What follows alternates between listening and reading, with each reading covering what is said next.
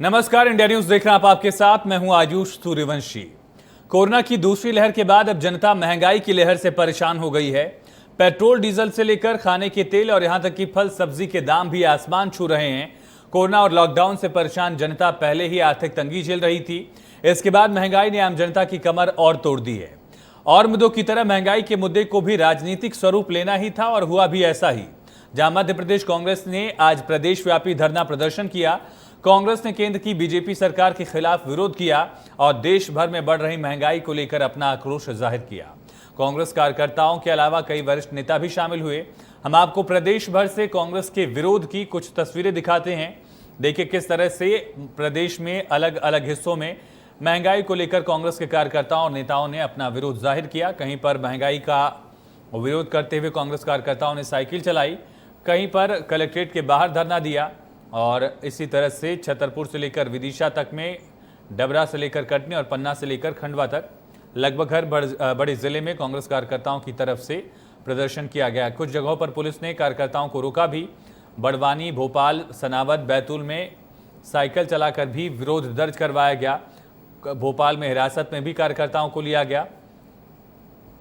महंगाई को लेकर कांग्रेस की तरफ से देशव्यापी आज धरना प्रदर्शन किया गया है और इस सिलसिले में कांग्रेस के कार्यकर्ता अलग अलग जगह प्रदर्शन करते रहे।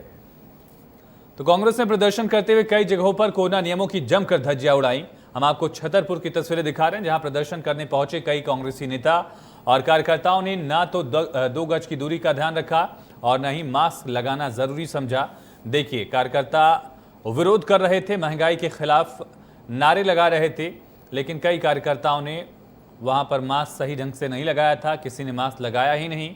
और 2 गज की दूरी तो यकीनन लगभग सब लोग भूल चुके थे जो कांग्रेस के कार्यकर्ता यहां पर मौजूद थे। 2 गज की दूरी का पालन कहीं नहीं हुआ।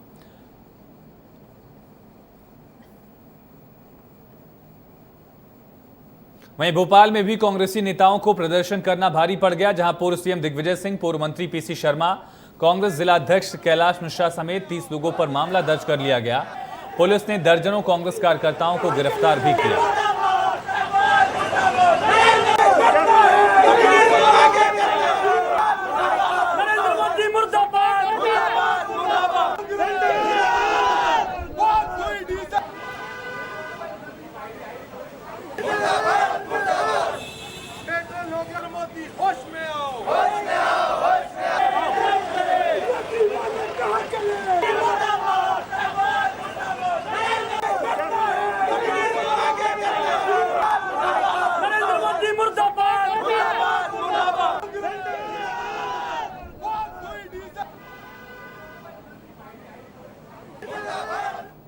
जी, तो कांग्रेस का धरना प्रदर्शन आपने देखा किस तरह से अलग अलग इलाकों में प्रदर्शन किया गया है कांग्रेस की तरफ से।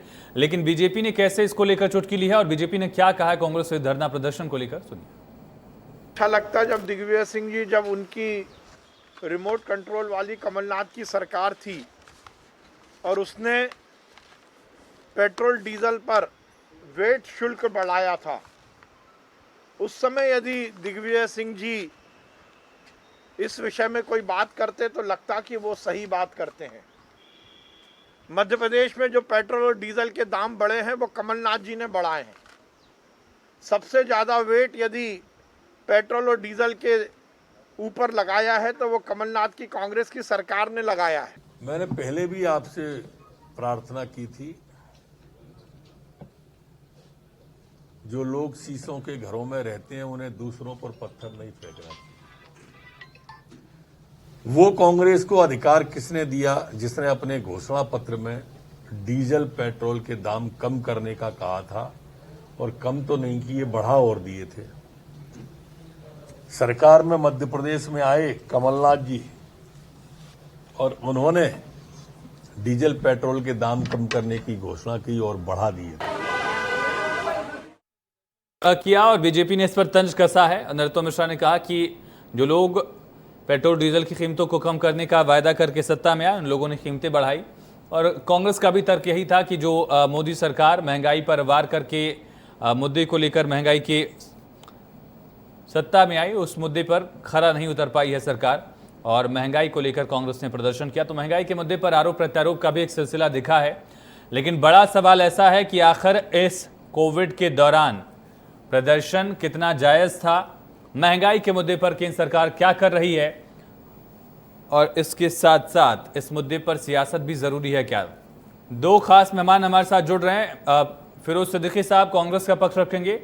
फिरोज जी बहुत स्वागत है आपका। और साथ साथ प्रकाश मीरचंदानी जी भी भारतीय जनता पार्टी का पक्ष रखेंगे। प्रकाश जी बहुत स्वागत है आपका चर्चा में। लेकिन एक बार कांग्रेस का पक्ष सुन लेते हैं, कांग्रेस ने किस तरह से इसको लेकर अपना पक्ष रखा है, महंगाई के खिलाफ जो प्रदर्शन किया है। इसमें मोदी सरकार द्वारा गरीबों को लूटा जा रहा है। डीजल और पेट्रोल के तेल के जो रेट आसमान छू रहे हैं, वहीं एक तरफ चाहे श्रीलंका हो, चाहे पाकिस्तान हो, चाहे बांग्लादेश हो, हमारे यहाँ से डीजल जा रहा है, वहाँ पे 40, 50 और 60 के अंदर बिक रहा है, जबकि हमारे यहाँ की देश की जनता को ये सरकार लूटने का काम कर रही है। और आज का जो रेट है शायद 96 रुपये कुछ पैसे डीजल का है और 105 रुपया कुछ पैसे पेट्रोल का। चलिए चर्चा की शुरुआत करते हैं। फिरोज जी हमारे साथ जुड़ चुके हैं, प्रकाश जी कनेक्ट हो चुके हैं। आप दोनों का बहुत स्वागत है एक बार फिर से। फिरोज जी, सबसे पहला सवाल आपसे ही है सर कि कांग्रेस सबसे पुराना दल है देश में, 130 साल से ज्यादा पुरानी आपकी पार्टी हो चुकी है, लेकिन रूल ऑफ 6 लागू था मध्य प्रदेश में, 6 लोग से ज्यादा इकट्ठा नहीं हो सकते थे, धारा 144 लगी हुई है।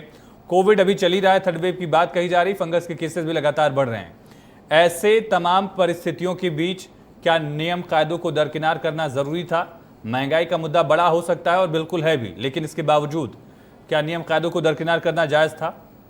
देखिए आयुष जी, जनता जिस तरीके से त्राहिमाम है, वो जनता का जो हाल खराब है, उसके लिए आज सड़कों पर आना जरूरी था। ये आपकी बात सही है कि कुछ एक स्थानों पर कार्यकर्ताओं ने संयम खोया और ज्यादा भीड़ हो गई, थोड़ी ज्यादा भीड़ बढ़ गई। वरना हम लोगों ने सबको व्हाट्सएप मैसेज पे बोला था, कार्यकर्ता कम, पदाधिकारी ज्यादा बुलाए गए थे, और हमने पदाधिकारियों को निर्देशित किया था कि ज्यादा नहीं, 5, 6, 7, 8 ऐसी ही संख्या में आना है, तख्तियां हाथ में लेके धरना प्रदर्शन करना। आपको तो लंबा वक्त हो गया सियासत में, आप एक ऐसा उदाहरण बता दीजिए जहां पर नेताओं ने भीड़ बुलाया और भीड़ को कंट्रोल कर लिया हो, और सैकड़ों हजारों ऐसे उदाहरण मिल जाएंगे जहां पर नेता भीड़ बुलाना जानते हैं, उसे कंट्रोल करना नहीं जानते। कहीं भी जिला कांग्रेस कमेटियों ने कोई मीटिंग नहीं की, वरना जब हम नेशन वाइड हमारा प्रोटेस्ट होता है तो एआईसीसी से ये निर्देश रहते हैं कि आपको मीटिंग कॉल करना है, प्रभारी नियुक्त होते हैं, उसके बाद पब्लिक लोगों के साथ और कार्यकर्ताओं के साथ मिलकर प्रदर्शन किया जाता है। लेकिन इस बार कुछ नहीं ऐसा किया।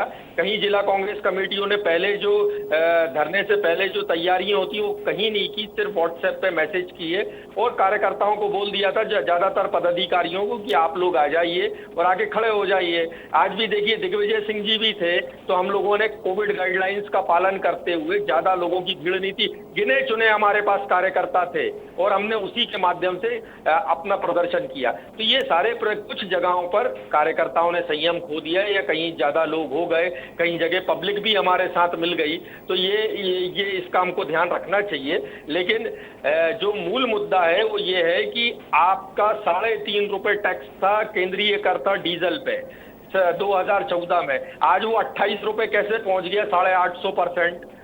पेट्रोल पे 9.5 रुपए था, आज वो 38-39 रुपए कैसे पहुंच गया?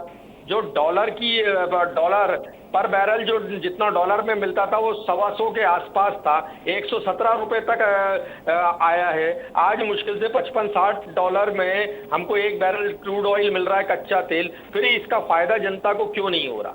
सारे जो हमारे पड़ोसी देश हैं, सब जगह जो पेट्रोल है वो 2 अंकों में है और 70 रुपए तो कहीं भी नहीं है, और यहाँ भारत में 110 है।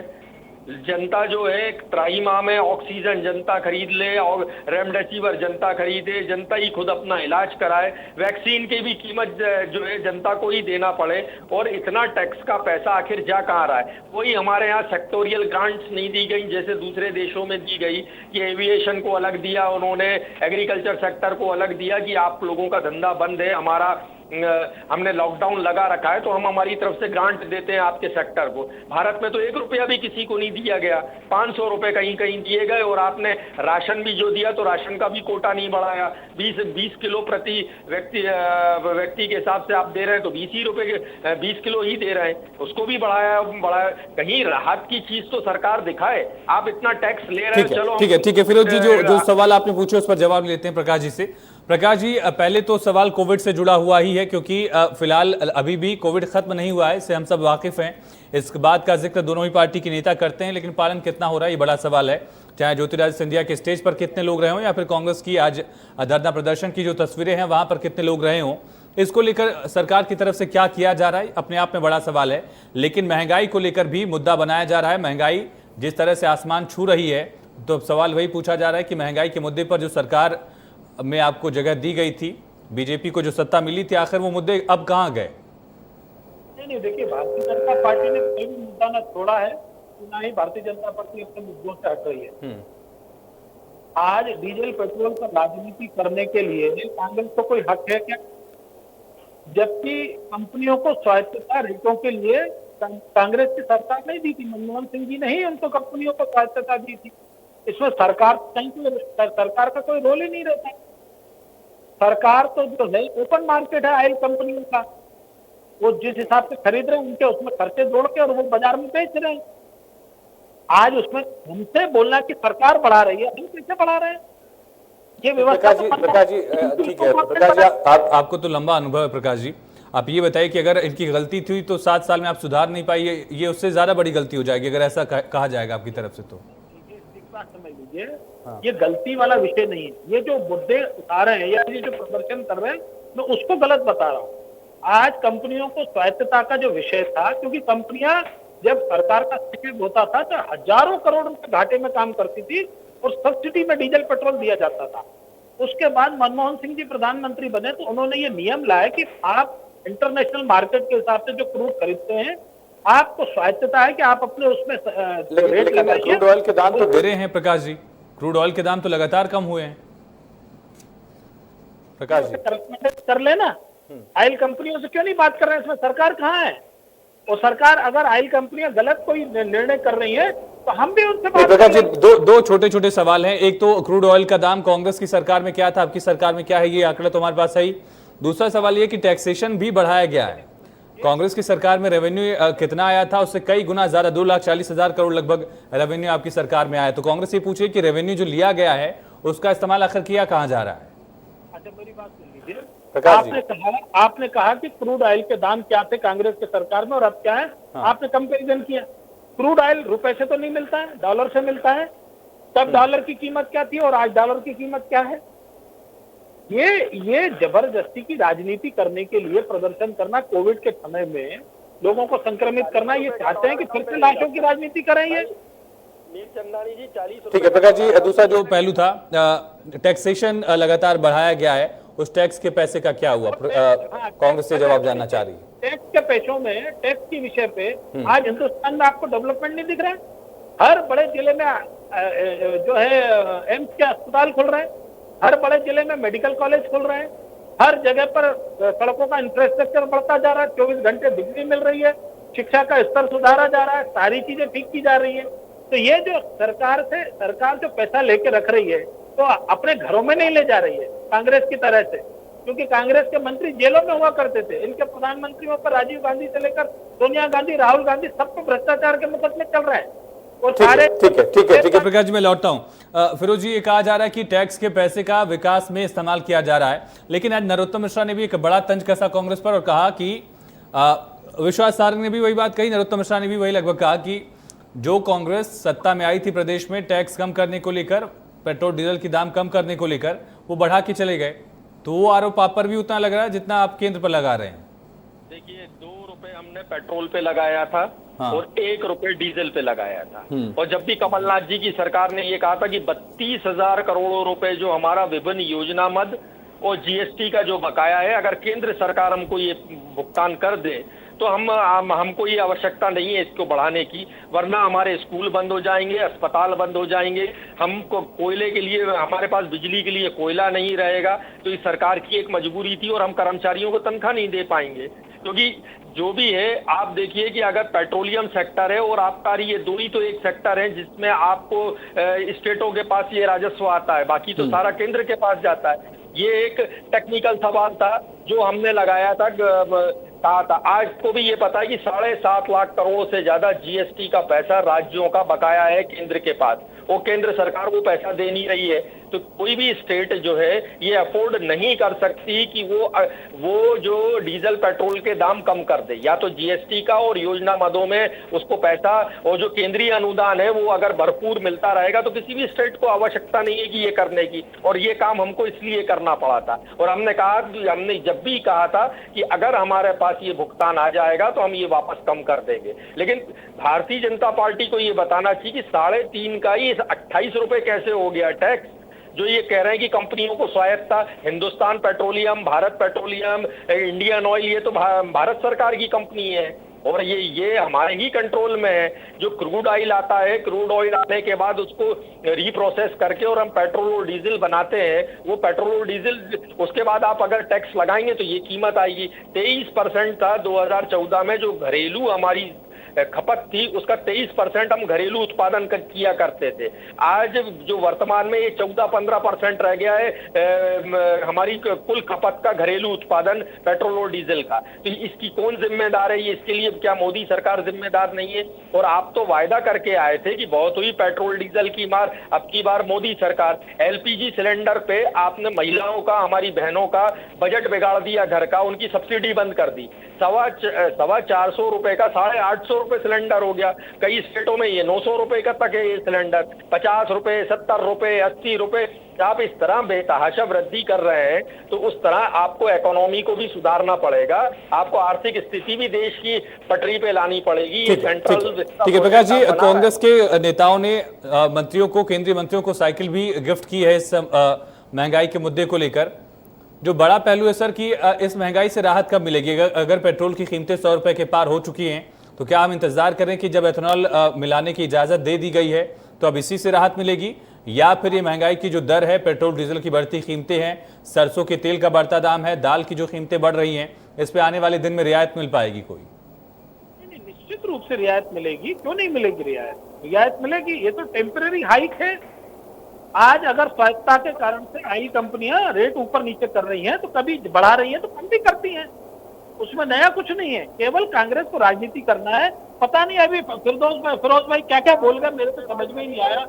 क्या करना चाहते थे, क्या बोलना चाहते थे, मेरी समझ से तो नहीं आया।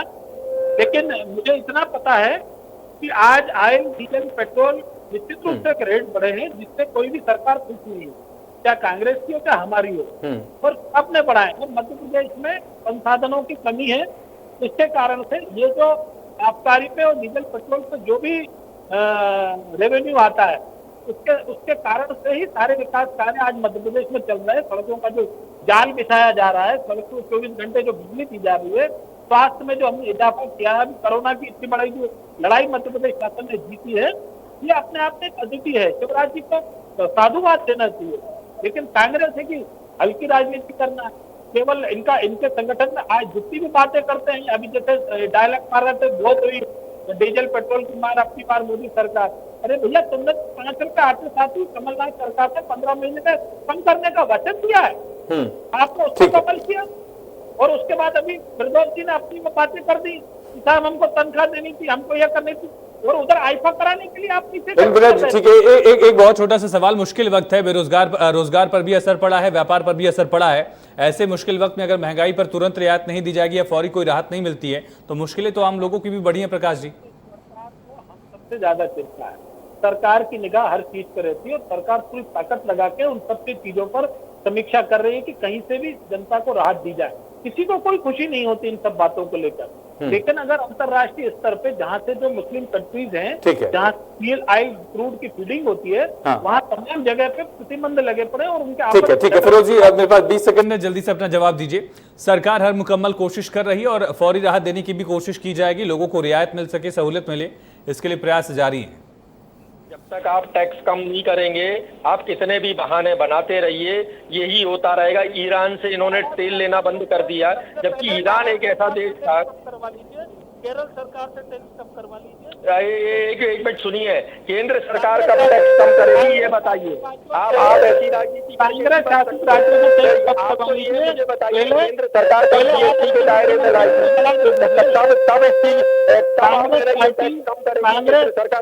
सरकार की बात कर रहे हैं। हम तो कह ही नहीं रहे शिवराज जी कम करें टैक्स, हम तो कह रहे हैं केंद्र सरकार मोदी जी टैक्स कम करें। हम तो कह ही नहीं रहे कि शिवराज जी टैक्स कम करें। केंद्र सरकार बहुत शुक्रिया के लिए प्रकाश मिर्चंदानी जी, आपका बहुत शुक्रिया इस चर्चा में शामिल होने के लिए। कुछ दिन पहले कोरोना के आंकड़े आसमान छू रहे थे, अब पेट्रोल डीजल की बढ़ती कीमतें आसमान छू रही हैं। महंगाई अगर इसी तरह से बढ़ती रही तो आम आदमी के लिए कई सारी दिक्कतें हैं। हालांकि सरकार ये दावा कर रही है कि इसको कम करने की कोशिश की जा रही है। पेट्रोल डीजल की कीमतें कम हो, महंगाई कम हो, इसके लिए सरकार प्रयास कर रही है और बाकी जो टैक्स का पैसा है वो जनता के ही विकास में इस्तेमाल में ले आया जा रहा है। फिलहाल इस चर्चा में इतना ही। खबरें लगातार जारी हैं, बने रहिए।